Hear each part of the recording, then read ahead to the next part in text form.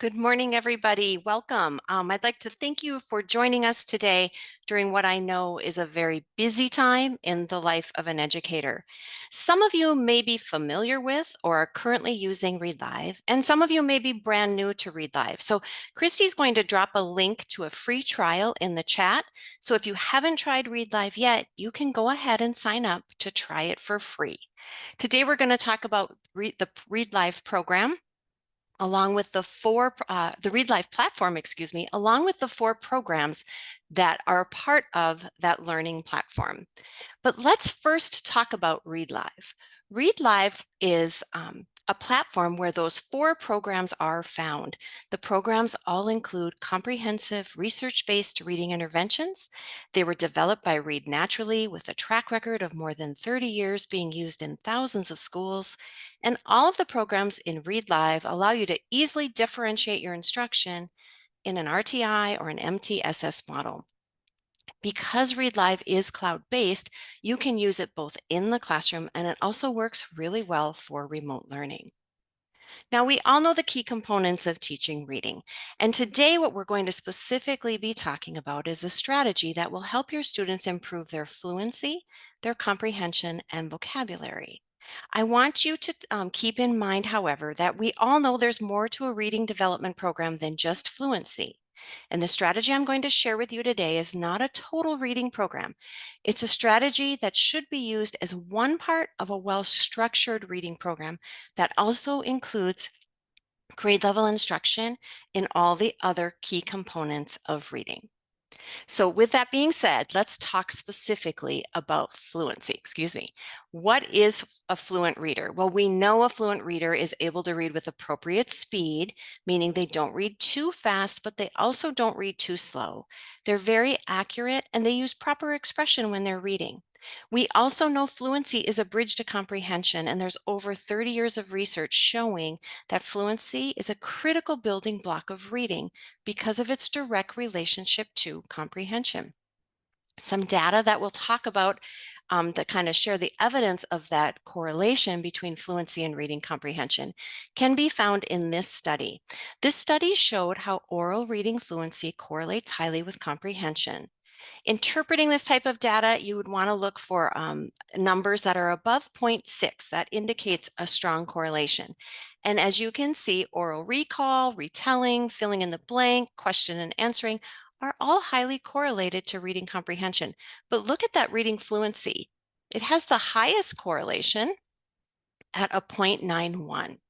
Now, why is this? Well, part of the reason can be explained by looking at Dr. J. Samuel's theory of automaticity. According to Dr. Samuels, people have a limited amount of mental energy, and if you want to multitask or become proficient at a task as complex as reading, you first need to master the component tasks so you can do them automatically, right? So think about that reader who has to focus all of their attention on decoding words. They sometimes aren't going to have any mental energy left over to think about the meaning of the text that they are reading. However, that fluent reader who automatically decodes the words, they can give all of their attention to comprehending the text. So to become proficient readers, our students need to become automatic with text so they can pay attention to meaning. So we're going to do a little activity that demonstrates this theory of automaticity.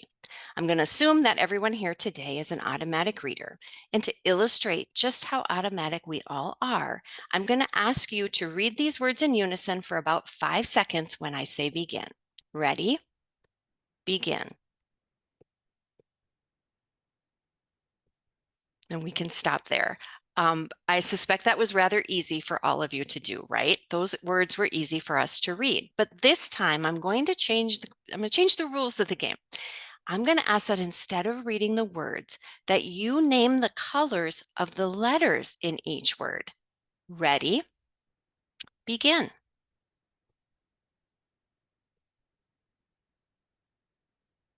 I imagine that you found that task a little more difficult, and it's difficult to name the colors because you're already automatic with reading the words.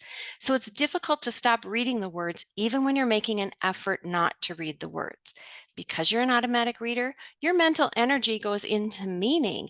And then you can do those fun things that happen when you read that, when you're comparing those two characters in the story and you're predicting the outcomes and what's going to happen next. And, sometimes we even do some soul searching when we're doing our reading. And that's where we want all of our students to get. Now, we know that there's a large majority of our students who are already fluent readers, but what do we do with that non-fluent reader? Describing a non-fluent reader, you probably would say that they read slowly, they get to a sight word, they don't know what it is, so they take a good guess, often based on what that first letter is. They do that robotic word-by-word reading, they kind of blow past that punctuation, and they tend to make many errors, right? You could probably tell me right now who the non-fluent readers are in your classroom, but in order to identify them, based on some specific data, you need to listen to each student read. And there's research about reading rates that can enable you to be more precise, determining which of your students need a reading intervention that would help them improve their reading fluency. Some data that you can look at, are the curriculum-based norms from Hasbrook and Tyndall. When trying to identify which of your students need this extra help to become automatic, this table can show you how to identify those students, okay? It's based on typical students across the United States, and it shows you the oral reading fluency norms for students in grades 1 through 6. There's research that would show that the words correct per minute at the 50th percentile in 6th grade and above is going to remain about the same. So if you work with students older than 6th grade, you can use these 6th grade norms as your reference point. As you look at this chart, keep in mind it's not the specific number that is important, but it's the trends that are important. As we look at third graders, we can see in the fall, we're going to zero in here, in the fall, the 50th percentile third graders reading 83 words correct per minute. And as you go across the row to winter to spring, you're going to see their words improve or their numbers improve, right? They increase. That happens in every grade level. But as we zero in on the third grader, we see where they're at the 50th percentile. But what about those kids who come in the fall and they're very proficient readers? Those kids are around the 75th percentile, and you'll see they're reading 104 in the fall. And if you look over to the spring, they're at 139. They're making nice gains. Comparing that to that struggling reader who's come into your classroom this fall, they're around the 25th percentile, meaning they're reading around 59 words correct per minute. And if you notice by spring, they're around 91. Okay, both kids, actually all three kids, are making gains. They are improving their word count per minute. But the problem lies in that big gap between that third grade struggling reader at the end of the year and where that third grade proficient reader is at the beginning of the year. Okay, so you can use this type of data after listening to your students read to decide who needs a reading intervention. So if you know now which of your students need a reading intervention, you might be wondering, how do I get them to become fluent? Well, students become fluent by reading, okay? But just setting aside time for independent silent reading is not sufficient to get your students to become fluent readers. This is because we know what happens during that sustained silent reading for our at-risk readers, right? They might grab a picture book, or they might just grab a chapter book because they want to look like everyone else in the class. And so just giving them time to read is not going to be enough. In that 10 minutes, let's say in your classroom you have 10 minutes of silent reading, your fluent readers are going to read around 2,000 words, but your struggling reader might only read 500 words. So even though both of those students are getting the same amount of practice, it's truly not equal practice. So what do? We know those at-risk students need to read more, but just asking them to read on their own might just might not work. And the National Reading Panel has concluded the most effective course of action is to explicitly teach those developing readers how to read fluently step by step. There are 3 research-proven strategies that help a student build their fluency. Teacher modeling is when that proficient reader models rate, accuracy, and prosody for the students. Repeated reading is when they practice a passage repeatedly over and over again. Repeated reading is shown to improve their reading of the passage they are practicing, but it is also shown to transfer to new stories and texts that they read. And then progress monitoring works by taking advantage of the combination of giving students a goal, giving them feedback on how well they're doing towards meeting the goal, showing them when they've met that goal, which leads to motivation to keep going. At Read Naturally, we've combined these three into what is known as the Read Naturally strategy.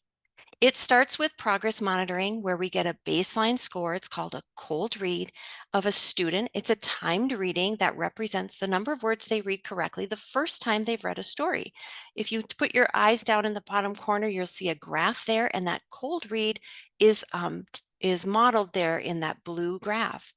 Then the students move into a step of teacher modeling where they read along with that audio recording, sub-vocalizing with the narration until they can read the story without errors. Typically, our students are going to do that 2 to 3 times, but it's going to vary based on the age and the ability of the student. And then they're going to move into that repeated reading. And this occurs as the student repeatedly reads to themselves aloud. So it's not a quiet, silent room when this is happening. They're quietly reading aloud. They're checking their scores. Remember, they know where they need to get to. So they're checking their scores and they're seeing the gains that they make. As soon as they meet that goal with the expectations that have been set by the student, they do some answering of comprehension questions, and then they continue to practice or play a word game while they wait for the teacher, because we need to finish up this progress monitoring, right? The teacher then comes and they do what's called the hot read. So the teacher did the cold read. Now they're going to do the hot read after they've gotten all of those interventions. And they'll get that score again, drawing your eyes down to the corner graph, which will be graphed in red to show the students the progress that they've made. By combining these three strategies, you will have dramatic results on your for your developing and struggling readers. Now, we know that this strategy works because of a study done by Candace Einot. She's one of the founders of our company, and she's the reading teacher who developed this strategy. She combined teacher modeling, repeated reading, and progress monitoring with a group of third grade students. In phase 1 of her study, she did this with her special education students. As a frame of reference, an average third grade student is going to improve 0.8 to 1.2 words correct per minute. And if you look there under phase 1, you'll see the special education students using the strategy gain 2.35 words correct per minute. The second phase of the study, this strategy was used with the Title I students, and you'll see their average weekly gain went up to 2.15. This was the start of the evidence showing that this strategy works, and there's been many other studies done since then, which you can check out on our website. The Read Naturally strategy has been built into all 4 of the Read Live programs. We've got Read Naturally Live, Word Warm-Ups Live, 1-Minute Reader Live, and Read Naturally Live Español. We're going to spend most of our time today talking about Read Naturally Live, so let's jump into that. Read Naturally Live is our program that focuses on fluency and phonics while providing support for vocabulary, comprehension, and spelling. Students working in Read Naturally Live are motivated to read short nonfiction passages to build their fluency. There's audio support provided that helps them increase their accuracy and expression. Their comprehension and vocabulary are strengthened as they read and reread stories and answer those questions. They develop their automaticity and decoding as they complete targeted lessons in the phonics levels. They work independently most of the time, but there are key teacher touch points where that teacher is there. Remember, I talked about that cold read and that hot read. Those are important steps for the teacher to be a part of the instruction. And as students recognize their improvement, their attitude and confidence in reading improves. There's so much content available in Read Naturally Live. There are 3 series. There's the sequence series, the phonics series, and the idiom series. There are 13 different reading levels going from 0.8 all the way through 8.0. The program works for students whose skills are between a 1st and an 8th grade reader, with an intervention range between a beginning reader to an adult learner. It works best if you're using it 30 to 45 minutes per session, 3 to 5 sessions per week. We know the more practice students get, the better they will improve. There are 9 steps to the Read Naturally Live program. I'm going to quickly show you what those all look like, but know that this poster is also in your handout, so you can always refer back to that. The students select a story to begin. They get a nice variety of 12 stories at their level, and they choose which ones they want to work on. This particular student, Melissa, has finished 3 stories. She's got the other ones to choose. My first graders that I've worked with in the past, some of them want to save their favorite stories till the end, and some of them want to do them right away. So it's kind of fun to see how excited they get about picking a new story. Now, students select a story based once they're logging into the program, once they've been placed by the teacher, but the teacher can do some individualization of the instruction by adjusting story options. They can turn on and off a number of the steps, not all of them. They can adjust the amount of time, like in prediction, they could set a time limit. They can turn on a Spanish read along if that's something the students would benefit from. They can turn off the retell if they don't want their students working on that at the time. But as you're looking at your story options, we have something called Data Mentor. And Data Mentor, based on the cold timings of your students and their quiz scores, will make recommendations for adjustments to their levels or their goals. So it's important, if you want to have that data mentor information presented to you, that you keep those 2 steps turned on. So you've set the story options for the students. They have a level, they have a goal, they've logged in, they've chosen their story. The first thing they're going to do is the keyword step.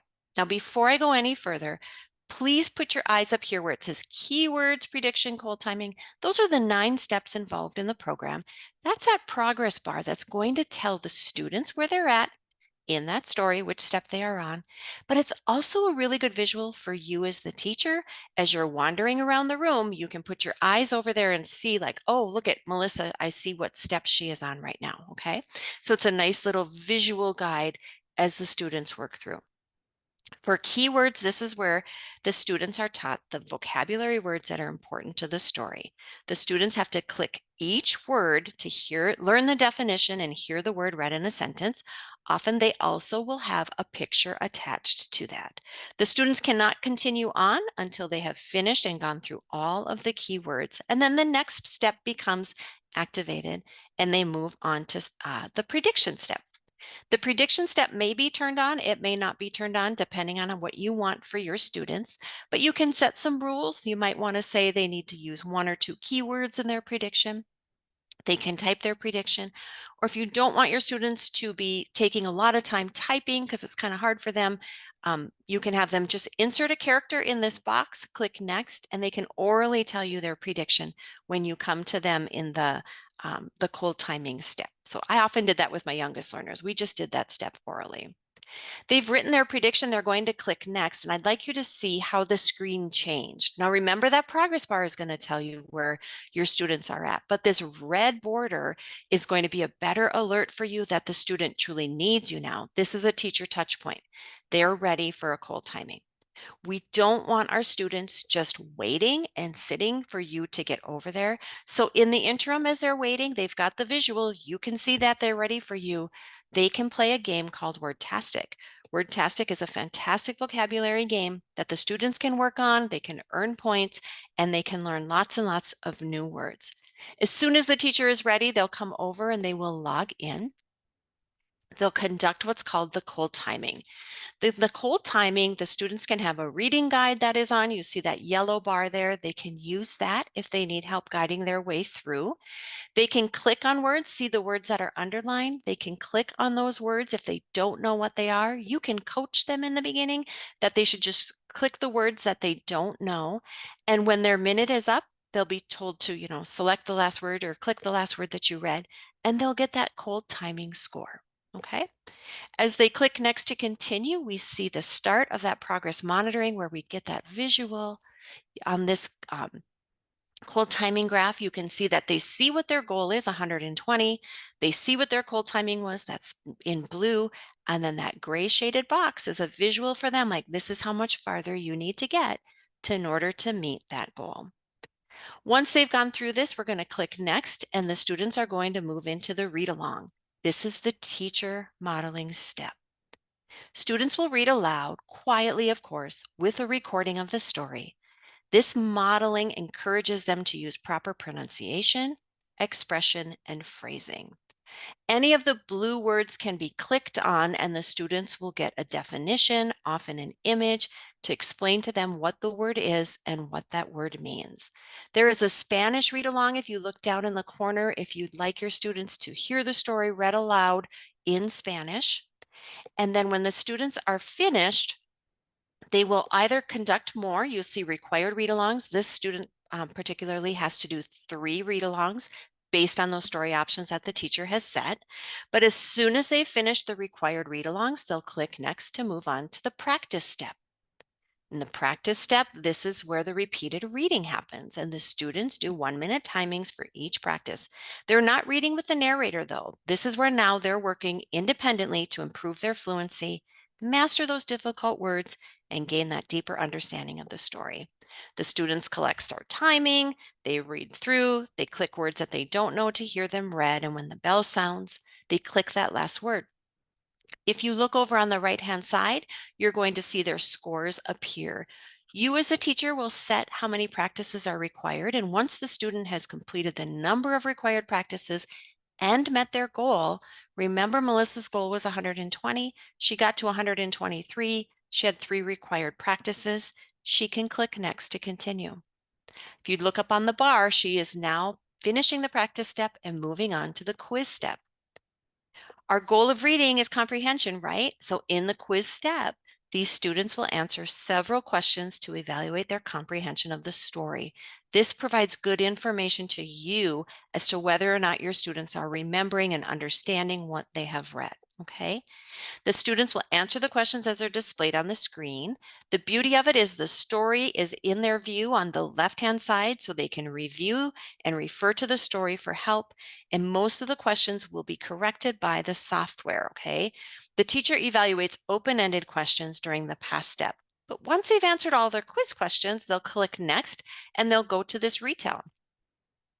All of your students might not have the retell step, but if they do, if you've turned it on for them, this is where they will retell the story in their own words based on any guidance or expectations that you set for what you want them to see in their retell.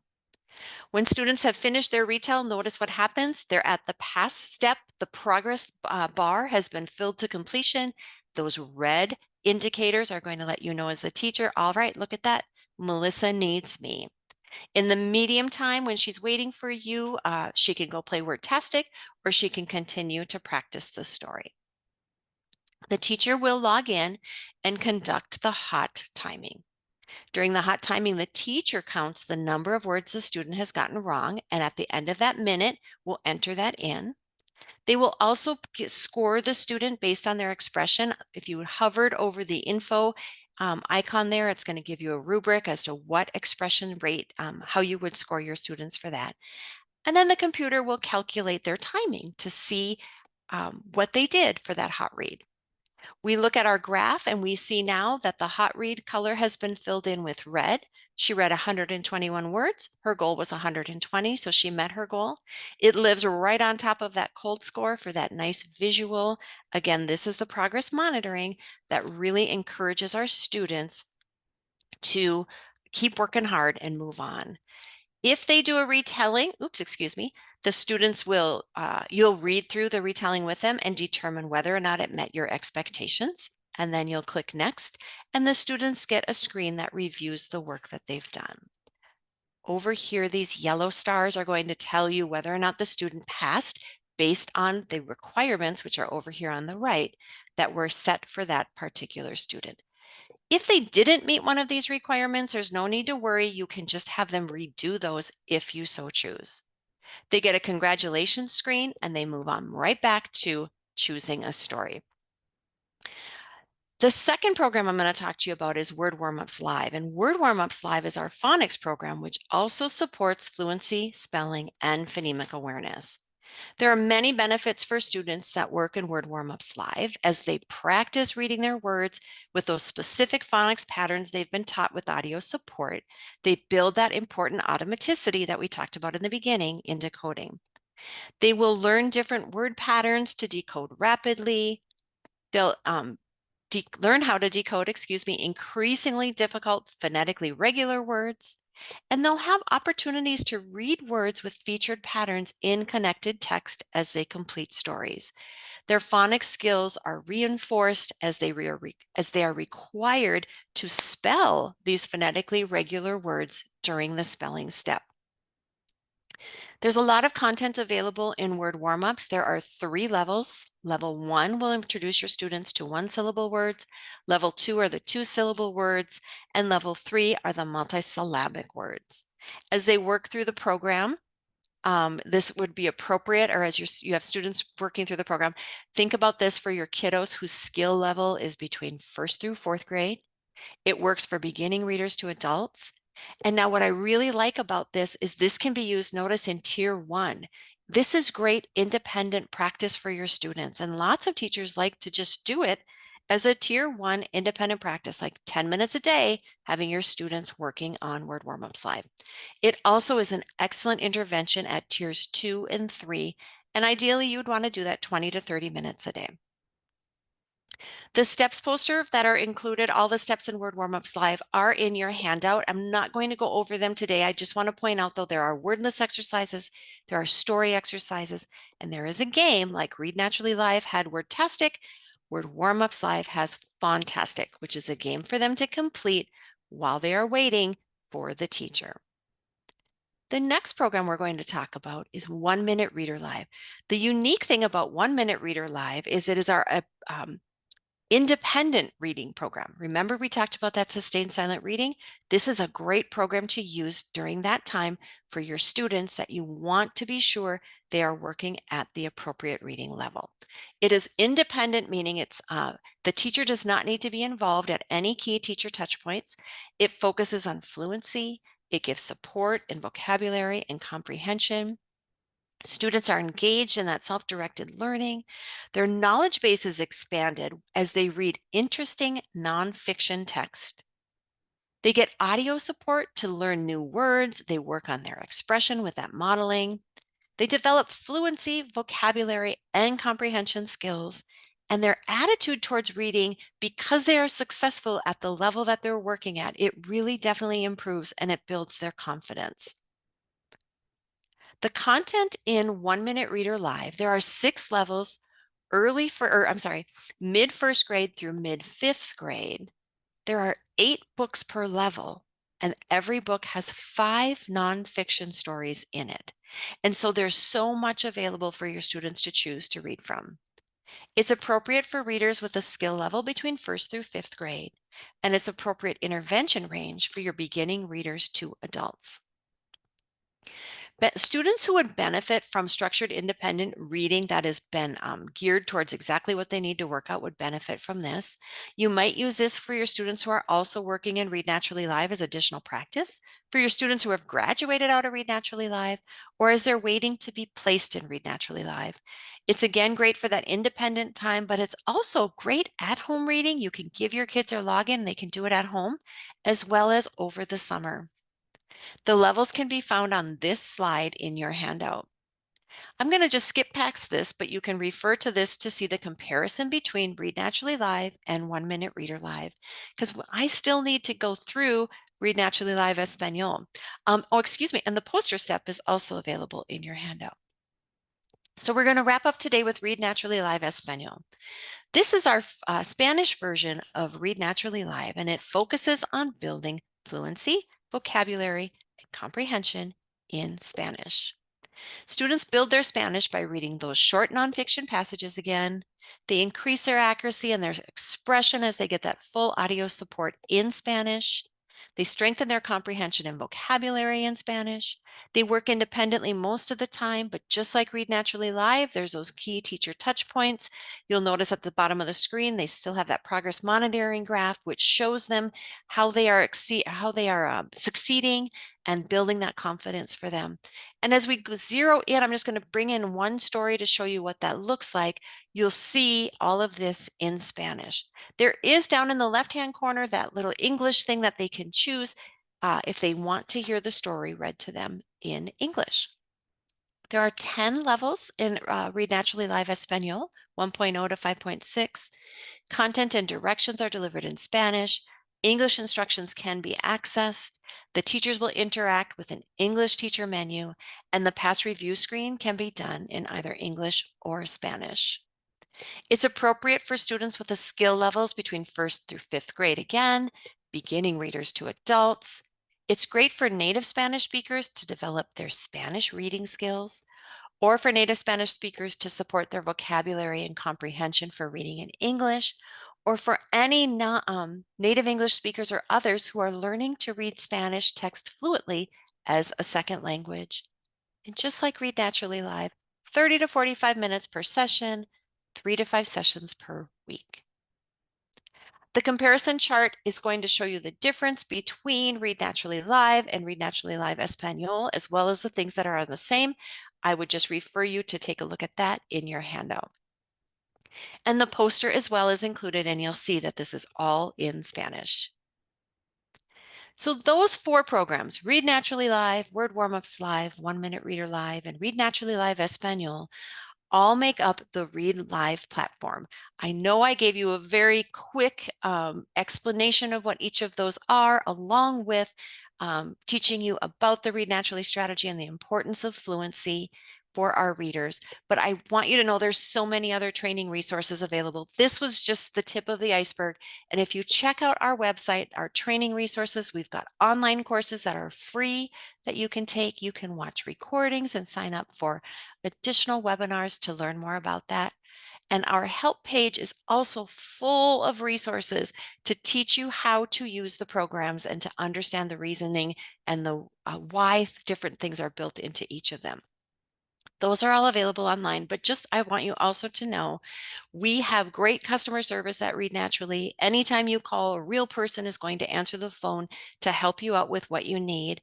I know there were questions entered into the chat, and if Christy didn't get to your questions, just know I will be working throughout this week. I will answer those, so I will send you an email with an answer to any questions that you have.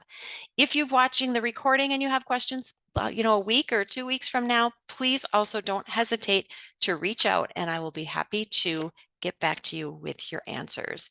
I think that's it. That was kind of fast, but thank you for joining us today. Please respond to the survey questions that will appear on your screen after this webinar.